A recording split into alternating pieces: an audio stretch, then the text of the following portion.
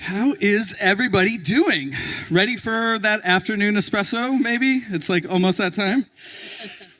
Well, thank you so much for joining us for this afternoon session. We will be covering balancing digital and human centricity in an era of modern marketing. Basically, how do we keep the robots from winning? How do we keep the human in the loop and make sure that we balance all of this new technology, AI search, agentic commerce with the humanity behind the brands that we know and love?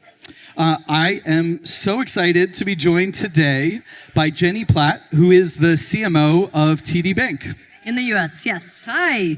Hello, everybody. It's a rowdy crowd around the sides here, but I really appreciate everyone front and center paying attention. Thank you. There we go.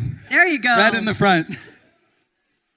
My name is Sherman. I am the CEO of Bluefish. We are the agentic marketing platform for the Fortune 500. We have a lot to cover today. I have so many questions for you, Jennie. Maybe what I'll do is I'll start by setting the stage. The last 24 months have seen an incredible amount of transformation on the internet. AI has completely changed how consumers discover, engage, and purchase products online. They're using platforms like ChatGPT, Google, Gemini to basically rebuild their purchasing journey.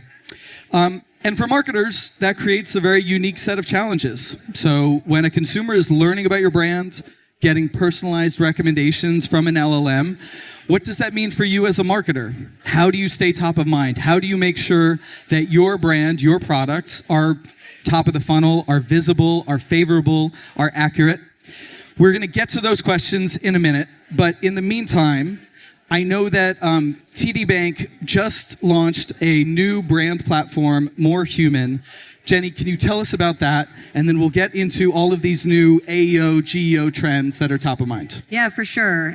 So really exciting to have just launched actually our first ever North American brand platform across US and Canada. Woo-hoo! It's called More Human, and I'll give you a little bit of the backstory on it. So about a year and a half ago, we actually got a new global CEO, and he came in and has really been on a mission to completely transform our bank. And so we have a refresh strategy. Our marketing team got to be involved directly with our most senior leaders on setting our new brand purpose and promise. And our purpose is to reimagine what banking can be. And our promise is to be remarkably human and refreshingly simple.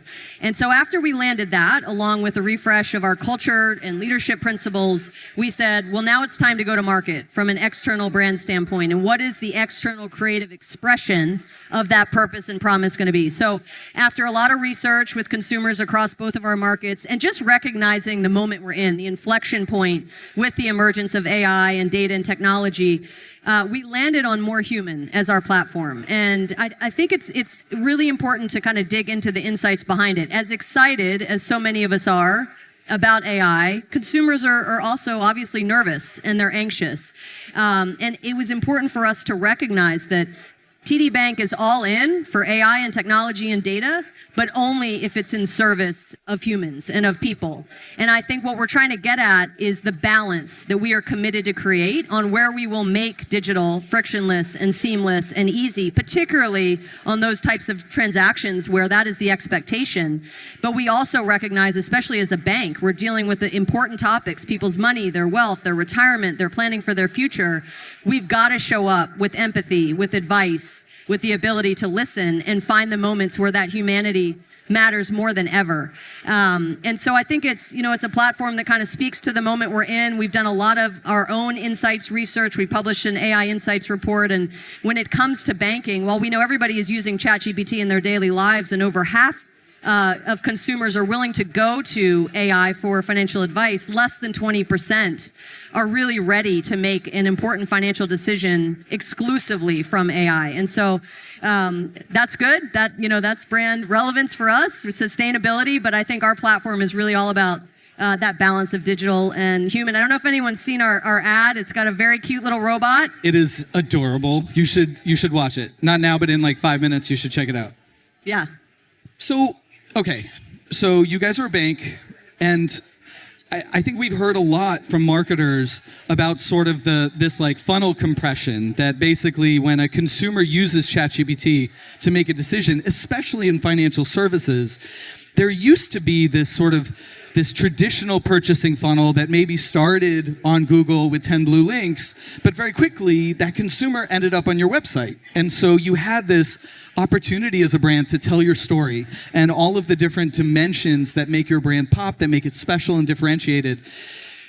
As you were sort of scoping More Human and this new brand platform and looking at some of the ways that, the brand was portrayed on ChatGPT or any other AI system, what were some of the risks? What were some of the concerns that you might have had? What was some of the humanity that might have been pulled out of that you guys are trying to address with this new platform? Yeah, well, I mean, I'll be the first to say, I think like most brands, we are figuring this out as we go. We have a lot of learning to do. We're doing a ton of research on how has the world changed? How has the funnel changed? What do we need to do to show up with authenticity and with truth in a world of LLMs? And so this is probably familiar and along the lines of what so many companies are thinking about. I mean, the first thing I'll say is that we recognized early on this is not just marketing's problem to solve. Marketing needs to play a really important role in visibility and making sure our authentic and very human brand shows up, and we're doing a lot of those things. We're learning how to adjust our content to increase our content velocity. We're leveraging Gen AI tools to suddenly be able to do a lot of versioning and a lot of test and learn, and that's amazing. As a bank that has a really tough competitive set, from large top 5 banks to other regionals like us in the US to emerging and digital banks, content creation has been something that's been hard for us to have that velocity and scale. And now this is a leapfrog moment where we can really catch up. So we're doing those things. We're doing a lot of technical work to restructure our URLs, to figure out how does our content on our site, how is it going to pop and show up in these LLMs. But I think the most important point is that we recognize it needs to go well beyond that. And the partnership that we are driving with all of our lines of business, with our channels, digital channels and human channels, with our technology teams, our data teams, is so important. If we don't have products that are compelling, that stand out with the right offers, the right pricing, that are going to get written about, where we can get that earned media, where we have excellent end-to-end customer experiences that people are going to write reviews about and show up on Reddit,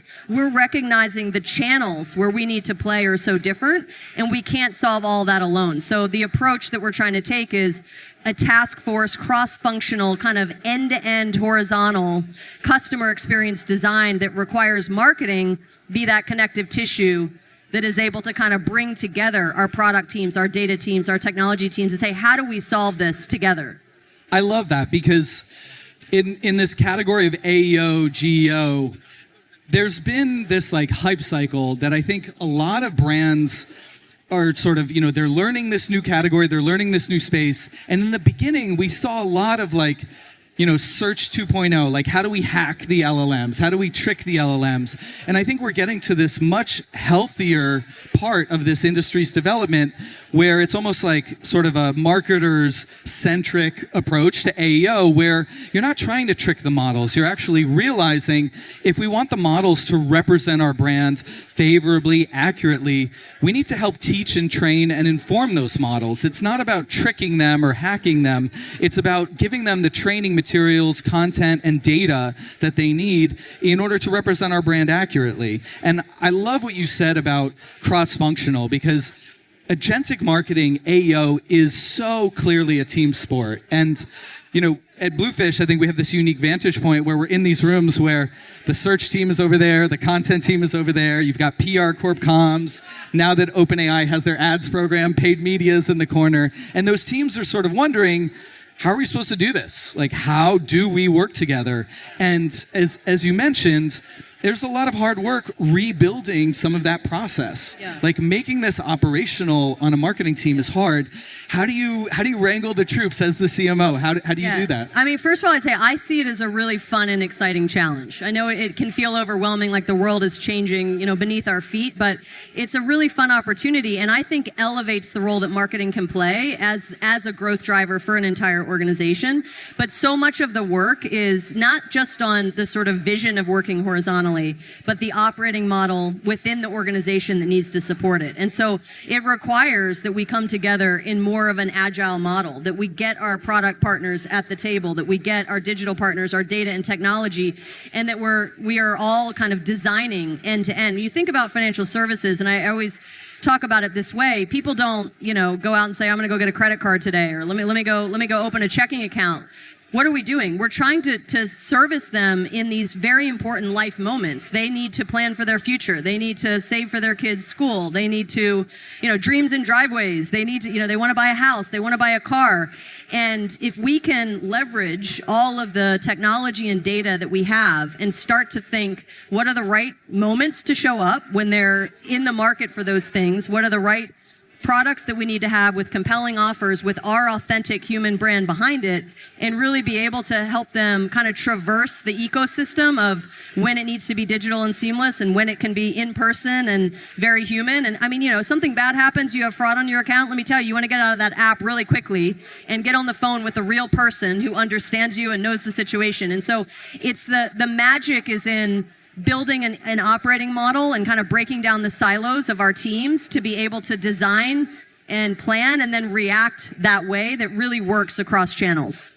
So you bring up something that I think is a really important piece of the puzzle here, which is you are in a heavily regulated industry, and consumers almost overnight have decided that they can completely trust ChatGPT to tell them anything and everything. And as soon as they get the facts from Chat, it is gospel.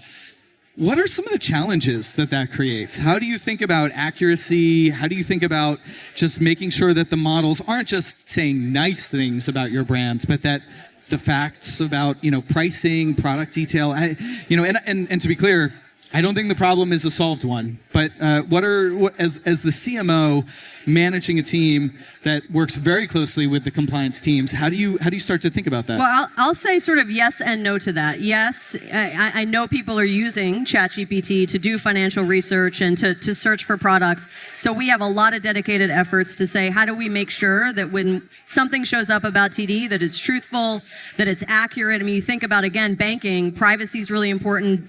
Data is important, consumer protections are really important, so highly regulated. That has to be accurate. So all the work to make sure the content is clear, that it's concise, that it's readable, and there's technical work that has to go into that. At the same time, and this may change, this will continue to evolve like everything, the data still says when it comes to these really big financial decisions, consumers do not want to rely just on AI at this point. Makes sense. Still 80-90% of decisions to, let's say, open up a new account, move to a new bank, are going to be driven by bank advice itself and or family and friends. So that's really important that we don't skew too much on all we're solving for is how to show up in LLMs. There's kind of the old school model and the importance of us living our values and having our brand show up. And that's where, one of the things I was going to touch on is you talk about funnel compression. I would say it's so important for us to also be in real life. We need those IRL moments, and we engage with consumers, right, in the actual world. And an area I always love to talk about that kind of sits above all of this and is before now that compressed funnel is the way we can show up through, let's say, sponsorships. We have great partnerships, like in Boston with the TD Garden and the Bruins and the Celtics, and that's where, yes, I got it. Boston is here. I mean, listen, I live in New York, and I'm a New Yorker, and go Knicks all the way. Jalen Brunson in the house. However, when I'm wearing my TD green, I root for the Celtics. Okay, it's complicated. Where was I going? I was talking about the Celtics. Where I'm going with this is you think about the emotion that comes with rooting for your favorite team or a player, those in real life experiences, the memory making, the storytelling, the sharing on social that comes from that is powerful. I want to put as much emphasis on getting the paying for our buck out of those things. And by the way, it's where our values show up. We do so much work with our sponsorship partners to give back to communities, to renovate, community centers in low income areas, to do financial education workshops. My favorite is we do a small business takeover. We turn over all of our advertising space at the TD Garden for the duration of a game. And that's game changing for a small company that suddenly sees their brand getting thousands of eyeballs. Those are the kind of things that really speak to who we are and our commitment to people and the communities that we serve, and are a great way for us to continue building that authentic brand in ways that I actually think are going to show up in the world of LLMs better anyway, but sort of happen, ahead of that now compressed funnel that we're talking about when someone gets to the point of actually searching, whether in traditional search or on ChatGPT. I think that's a great point. And it sounds like that retail experience where the customer actually gets to see, what is this bank all about? How does this feel? Am I happy? Do I like the service? Like there is a truly human physical experience that they go through where they experience the brand, they experience the bank. And so maybe unlike, say, a purely e-commerce player, that compressed funnel for you ultimately does need to lead to the website, maybe does need to lead to a retail location. How do you think about sort of the model playing that complementary role? Like, where do you want the customer experience to kind of stop with a ChatGPT and route to your website? Have you started to think about that? Yeah, I mean, what we are talking a lot about is it's going to happen. People are going to use AI. They're going to hopefully eventually open up a TD account, whether that's because they saw one of my ads or because they went to a Celtics game or because they used ChatGPT. But at the end of the day, once they get to TD, well, first, I'm glad they opened an account, however they got there. You're now my customer. The importance of us doing that handoff really seamlessly. And the application experience, whether that's digital or in one of our branches, the onboarding experience to get them to ideally be a primary customer and give us their full wallet and get a credit card because that can help with your lending needs. And if you're in the market for small business services or wealth management. So what's really, I think, exciting too is that this is taking us down a path again of horizontal end-to-end customer experience design, where it's so much more than optimizing a given product or a given channel and marketing driving growth and get more credit cards or get more deposit accounts. It's how do I service the life of this customer, and how do I do that handoff, even if they came through kind of an AI channel to start, and recognize that I'm going to need to work across both digital and human channels to do that well. I think something like advice, where you can show up and really listen, bring empathy, bring judgment. People are going to want to continue to talk to a real banker, a financial advisor for a lot of those things. And so how do I seamlessly move them from a frictionless digital experience on the easy stuff, pay your bill, look at your transactions, dispute a charge. But when you need something serious, more complex, we've freed up time in our branches because we've made digital so easy that we've got the actual human personnel there to have those conversations. So those are some of the things that we're trying to focus on as much as sort of how do we acquire in a world of LLMs.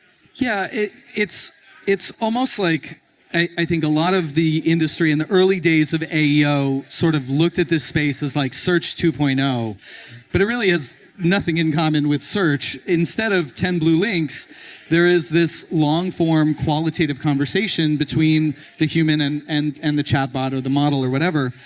And so there's so much more depth and dimension to it.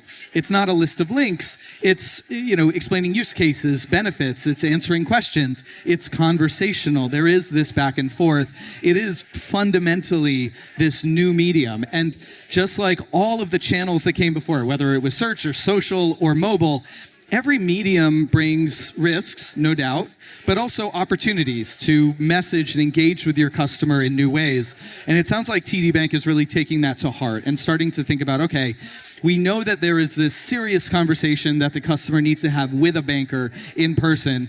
Maybe there's a pre-conversation that it can have with a chatbot to set them up, to drive them towards that. One of the things you mentioned earlier was around all of the content work that you're doing on the website. And certainly it sounds like content has sort of two jobs to do now. There's content for humans and content for robots. How are you guys thinking about content these days? Yeah, I mean, I wanted to go there, and I would say, again, an area that we certainly don't have all the answers, but a lot of the conversations are around, there's now multiple audience segments. It's not just trying to market to consumers. We've got consumers, we've got LLMs, which is a very different audience to market to. And then I would argue we've got the world where we're going to be needing to talk to agents who are working on behalf of consumers. That's complicated. I mean, I think over, all the years, marketing as a function has had to evolve. Think about the emergence of digital. Think about when social media really started to take off. I think as a function, we're good at this. We're good at adapting, at figuring out how to add channels to the mix to address all that complexity. This one feels, probably most challenging in that now we have multiple audiences that we're trying to cater to, and the way that you need to show up for a real consumer versus in a model versus an agent on behalf of the consumer may be slightly different. But I think, I think that's something that we're talking to partners about. We're doing a lot of research and education. We're trying to get smarter around, but we're definitely using that framework of moving to a world where we've got to serve multiple constituents in a way that we never have before. That is one of the biggest challenges about this new category, right? We all know that there's no such thing as generic AI performance. Everyone in this room could ask the exact same question of ChatGPT about TD Bank and get completely different responses based on your history, based on the way you phrase the question, based on any number of variables. So let me just, because you probably have insight into this, that is very scary to me, right? That this thing is changing all the time. And the way that a bank, where it's so important to us that it's trust-based, that our brand is properly represented, that it's accurate, that we're caring for things like data privacy, comes across, like, how do you think about that as a company that does this all day long? How do you think about evolving to a world where that answer and the way that a brand could be represented changes on a daily basis? So, look, Bluefish is in the business of partnering with marketing teams and helping them gain visibility. How are we showing up across the models? Optimize, so how do we take action? And then measure. How do we make sure that all of those content optimizations we made actually make their way into an AI response? And to your point, this personalization, audience level fragmentation is one of the biggest challenges, because when you create content for your website, let's say that you have, 10 different business units, each of which has 10 different product lines. Each of those product lines are targeted towards 5 or 6 different customer segments. That's a lot of content, right? How do you create that content? How do you measure it? And so we refer to this as the content gap. Another way to think about the content gap is the average product detail page on an e-commerce site probably has like 300, 400 words on it. Well, an LLM probably needs 3 million words across all of the use cases, applications, benefits. They are content-hungry creatures. More is more. And they are very focused not on AI slop, especially from a brand. They're focused on high-quality content. They want to make sure this is relevant. This is teaching the model something that it can actually use, that is useful to the consumer. And so the brands that we work with are in the midst of a content creation journey where they're building new content sets, new data sets that are structured at the customer segment level. There is a new level of granularity. A lot of our clients are in the process of rebuilding their websites. And so there is a whole new set of changes that you need to make based on the changes that Jennie mentioned around, okay, is a human coming to our website? Did they come to our website from ChatGPT? How should the website be structured based on that? Is it an agent on behalf of a consumer? Is it an LLM that is scraping information? And so I think over the next few years, you are going to see a radical transformation of modern brand websites to fit these new stakeholders. And by the way, no one is there yet. If you're sitting in the audience wondering like, okay, when is this going to happen? I think in this category in particular, there is such a big delta between the hype, between the noise, the stuff that you read on LinkedIn, and what the brands are actually doing. Because we all know as enterprise marketers, it takes time to turn the ship. It takes time to digest. It takes time to reorganize the marketing teams. But ultimately, what you are going to see over the next few years is that websites, which, let's be honest, were not built to be data delivery mechanisms for large language models, will be replaced with new data pathways between the TD Banks of the world and OpenAI and Google Gemini. And that, right now at Cannes, that is what is being discussed like across the Broadway. I mean, one of the things that we've questioned and kind of tossed around is, are we moving to a world where you need multiple versions, let's say, of your site? One that's consumer facing, one that's better for LLMs. What are you seeing in the industry in that direction? An unpopular opinion. So look, we saw this in the early days of search. the early days of social, where there are a lot of experiments, right? There's a lot of, people who want to do thought leadership who say this is the best practice. And so LLM.txt was one of those where there was sort of a mirror image of your website that was built for the models, that when an LLM crawler visited the website, it was routed to this text file that had all of that content. The reality that we've seen is that those text files have not been adopted by the major models. That might change, because I actually think that the intent is spot on. Another example of what Jennie's talking about is that you've seen Google, OpenAI, and all the major models announce these new agentic commerce protocols, where they're literally saying to brands, hey, consumers can now shop on our website, send us all the data that we need in order to enable those commercial experiences. So the genie is kind of out of the bottle. Consumers are using AI, but the models are still kind of trained on the legacy internet. And so there is some brand content, but there's a lot of angry guy on Reddit that just wrote a 600-word essay on why he loves or hates your brand. There's not a lot in the middle. And so that's skewing the models. And so OpenAI and the rest have this vested interest in partnering with the TD banks of the world to say, look, we need to create an API or some sort of MCP server where you can pass all this information to us. You don't need to pollute your website. Keep that for the humans for now. Of course, there need to be agentic protocols, but let's partner with you to create the data sets that are actually useful to the models. There is this really nice alignment of interest that is starting to happen. So, all right, last 2 minutes. A bit of a look to the future. We've talked a lot about agents visiting your website. I have 2 questions for you. The first is, in 6 months, in 12 months, in 2 years, whenever this starts to happen, an agent visits your website on behalf of a consumer to open a checking account. As the CMO, how do you want that experience to work? What does the dream look like? What do you think are the different possibilities? Well, first of all, if the agent came and opened my checking account, that's a win. I don't care how they got there. They're opening the account. So we did something right. I mean, good job, robots. I think that assumes that we have figured out a lot of the things we're talking about, if that even happens, which is we've done a lot of content restructuring. We've increased the velocity. We've shown up in ratings and reviews. We're in the right channels. We're talked about on Reddit. That means that we've been picked up and that they were able to discover us. So that's great. I think where I would go with it next is what I was talking about a little bit before. What's so important is that they got there, and now we need to pick up that handoff. We need to pick up that conversation. We need to figure out now how to make that end-to-end experience that customer has once the agent applies for the account on their behalf super seamless, and acknowledge that it's going to need to work really well across both digital and human channels. And I think so much of our focus is on designing for that future and figuring out where does it need to be digital, likely to be digital, where does it need to be human, where does advice need to show up. And so that's all of the work that we're doing to kind of partner across our lines of business, our channels, our data, our technology teams to live in a world where they're going to get to us in a number of ways, and then we've got to really create that ecosystem experience that supports them across.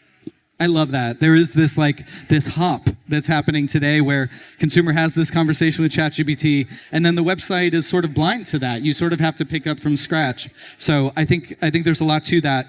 Last 20 seconds. As a CMO, you've been doing a ton of work in this agentic marketing space with your team, doing early R&D. Any advice to other CMOs?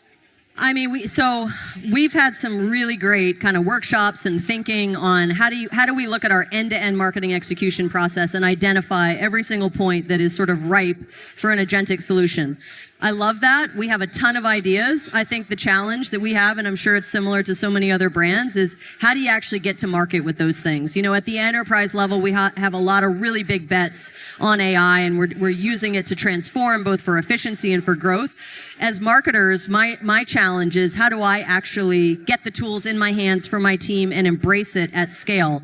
And we've started to experiment with some of those things, but I think it's especially, again, in a highly regulated industry, getting those approvals, getting that unlock. So the partnerships that we have with our legal, with our compliance, with all of those teams is critically important as well.